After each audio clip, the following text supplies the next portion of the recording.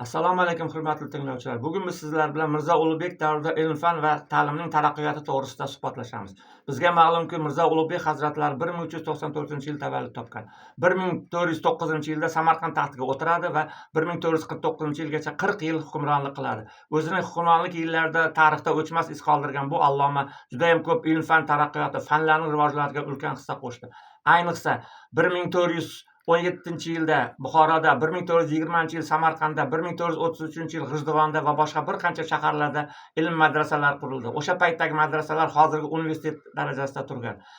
O'sha o'z zamonasining allomalari Qozoda Rumiy, G'iyosiddin Jamshid, Hafoviy va Muhammad Alloddin Ali-Qushchilar bu madrasalarda ta'lim berdilar. Ulug'bekning o'zi Zijji Ko'ragoniy nomli kitob yozib, 118 ta yulduzning joylashuvlari haqida fikr berdi va kitoblarda qoldirdi.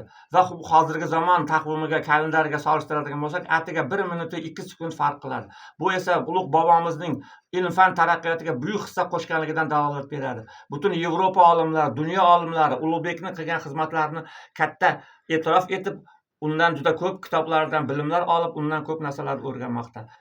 Shu bilan bugungi suhbatimizga yakun yasaymiz. Keyingi suhbatga uchrashguncha xayr, salomat bo'ling.